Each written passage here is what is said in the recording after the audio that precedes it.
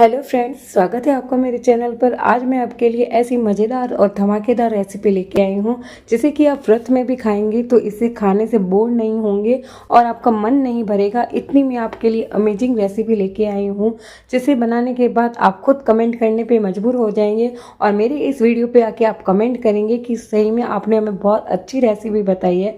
तो फ्रेंड्स चलिए स्टार्ट करते हैं। तो आज हम जो रेसिपी बना रहे हैं उसको मैंने बटर स्कॉच मिल्क नारियल मिल्क केक का नाम दिया है। तो फ्रेंड्स क्यों नाम दिया है चलिए देखते हैं। तो यहाँ मैंने 2 से 3 चम्मच सिर्फ घी डाला है और यहाँ पे जो कच्चा नारियल होता है वहाँ पे वो नारियल मैंने ले लिया है और उसे छोटे छोटे टुकड़े काट के इस तरह से हमें 1 से 1.5 मिनट इसे सिर्फ भूनना है। ज़्यादा नहीं भूनना है, थोड़ा सा भूनना है जिससे कि थोड़ा इसका जो टेस्ट है वो भी अच्छा इनहेंस होगा। सिर्फ 2 चम्मच ही घी डालना है आपको और इस तरह से आपको 1 से 1.5 मिनट तक भून के और गैस को बंद कर देना है। और हम इसे अब एक अलग बर्तन में निकाल लेंगे और इसे ठंडा होने देंगे। तो यहाँ पे मैं इसे एक अलग बर्तन में निकाल रही हूँ और इसे हम ठंडा होने देंगे। ये अच्छे से ठंडा हो जाए जब तक हम दूसरी तैयारी कर लेते हैं।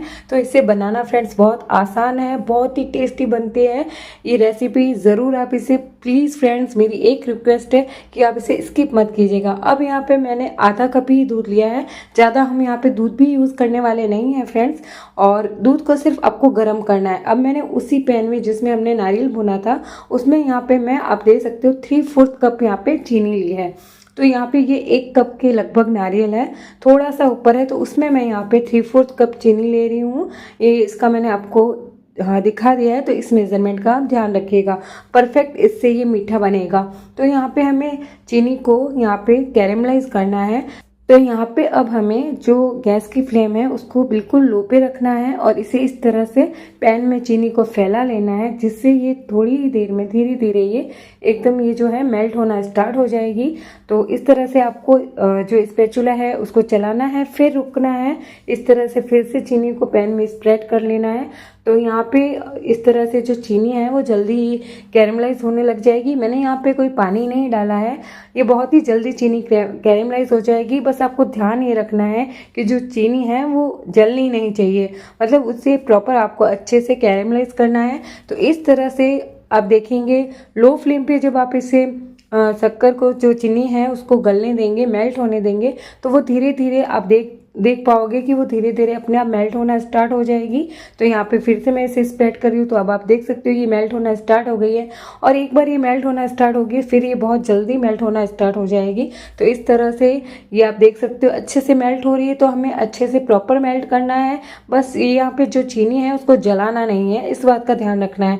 फ्लेम को लो ही रखना है, फ्लेम को बिल्कुल भी हाई नहीं करना है। तो इस बात का ध्यान रखना है और ये आसानी से चीनी हमारी मेल्ट होना स्टार्ट हो जाएगी, धीरे धीरे ये कैरेमलाइज होना स्टार्ट हो जाएगी।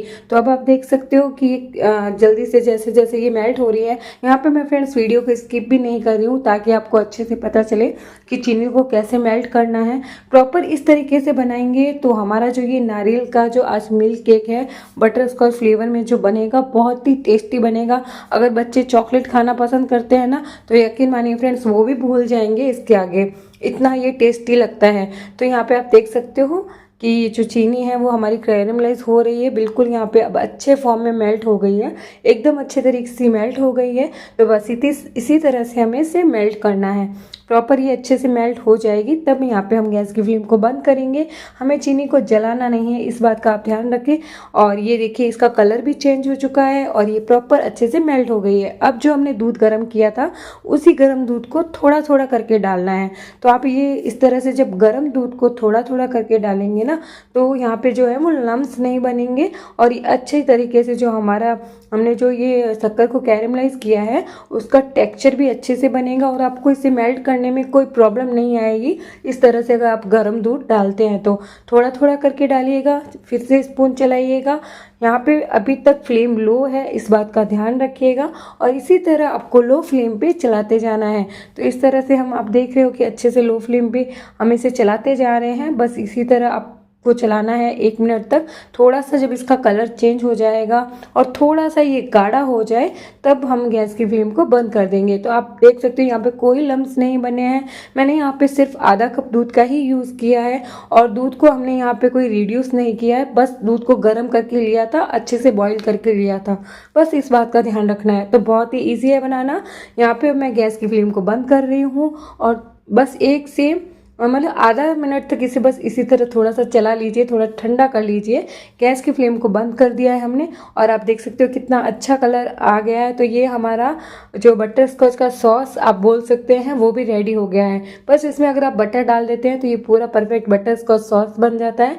लेकिन हम यहाँ पे बर्फ़ी बना रहे हैं तो हमने घी में पहले ही नारियल को अच्छे से भून लिया था। अब यहाँ पे देख सकते हो कि नारियल भी अच्छे से ठंडा हो चुका है।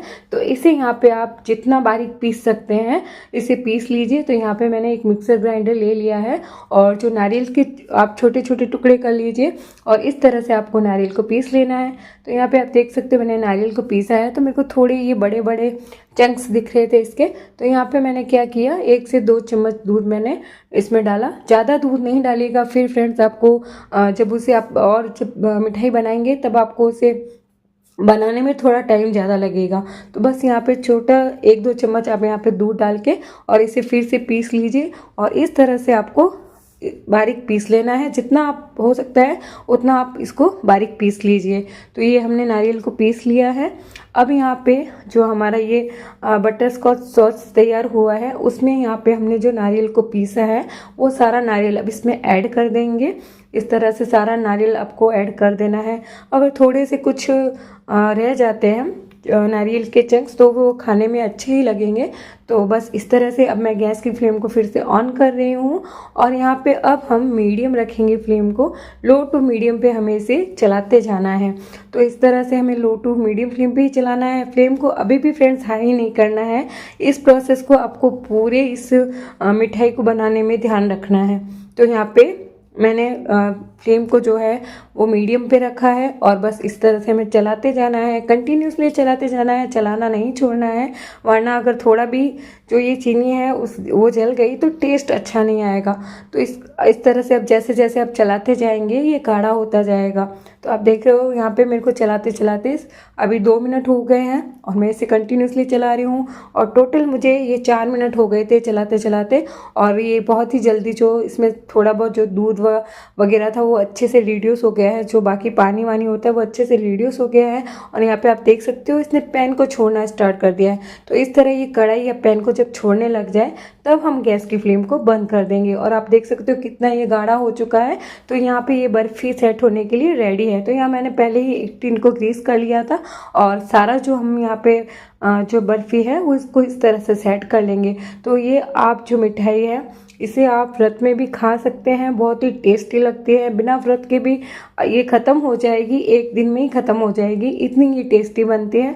तो इसे इस तरह से आप स्पैचुला से सेट कर लीजिए। कोई ड्राई फ्रूट्स लगाना चाहते हो तो लगा लीजिए और फिर हम इसे कम से कम 2 घंटे तक इसे ठंडा होने देंगे। आप चाहे तो इसे फ्रिज में भी रख सकते हैं और ऐसे भी खा सकते हैं। तो इस तरह से मैंने इसे 2 घंटे तक इसे ठंडा होने दिया था और 2 घंटे के बाद में मैं यहाँ पे इसके पीसेस करूँगी।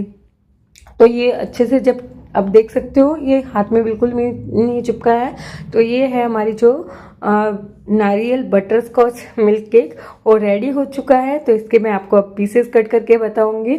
और बहुत ही कम घी में बना है, बहुत ही कम दूध में बनाया है फ्रेंड्स, कुछ ज़्यादा चीज़ें भी नहीं डाली है।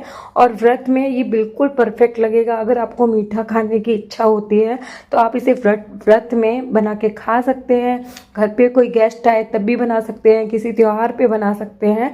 बच्चों को ये अगर बच्चे चॉकलेट खाना पसंद करते हैं तो उसका टेस्ट भी बच्चों को इसके आगे फीका लगेगा, इतनी ये टेस्टी बनती है। तो मेरे कहने से एक बार इस रेसिपी को ज़रूर ट्राई कीजिए। और इस तरह से मैंने इसे कुछ डेकोरेट करने के लिए यहाँ पे मैंने जो काजू होते हैं उसके ही 2 मतलब पार्ट कर लिए और इस तरह से मैंने हर मतलब बर्फ़ी पे या हर जो नारियल का हमने ये मिठाई बनाई है उस पर मैंने यहाँ पे एक एक काजू लगा दिया ताकि हमारी ये मिठाई दिखने में सुंदर लगे। दिखने में सुंदर लगेगी तो खाने में और ज़्यादा मज़ा आएगा।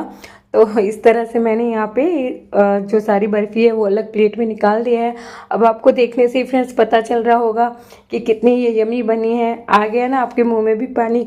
तो प्लीज़ फ्रेंड्स मेरे कहने से इस बार इस रेसिपी को ज़रूर ट्राई कीजिए, फिर अपने फीडबैक मेरे से शेयर कीजिए। और अगर आपको ये रेसिपी पसंद आती है तो इसे लाइक कीजिए, शेयर कीजिए और कमेंट करना ना भूलिए। मैं फिर मिलूँगी और एक नई रेसिपी के साथ और फिर से यूनिक रेसिपी लाऊंगी। तब तक आप इसे बना के एंजॉय कीजिए। यकीन मानिए बहुत ही टेस्टी लगेगी। फिर से मैं आपको ये बार बार कह रही हूँ, तो मेरे कहने पे ये ज़रूर बनाइएगा। अपने फीडबैक मुझसे शेयर कीजिएगा और अगर आप चाहें तो किसी को गिफ्ट करना भी चाहते हैं तो फ्रेंड्स यकीन मानिए आपके मेहमान या आप जिसे भी गिफ्ट कर रहे हैं वो खुश हो जाएंगे। तो मेरे पास ये इस तरह से एक बॉक्स था तो मैंने उसमें इसे डाल दिया है आपको इसे जस्ट दिखाने के लिए। तो बहुत अच्छा लगता है अगर आप किसी को गिफ्ट भी करना चाहते हैं तो, और वो खाएगा तो आपकी तारीफ किए बिना रुक नहीं पाएगा। इसकी मैं आपको फ्रेंड्स गारंटी देती हूँ और ये सबको पसंद ज़रूर आने वाली है। तो इसे ज़रूर ट्राई कीजिएगा और इसी तरह मेरी वीडियो पे बने रहिएगा। Thanks for watching.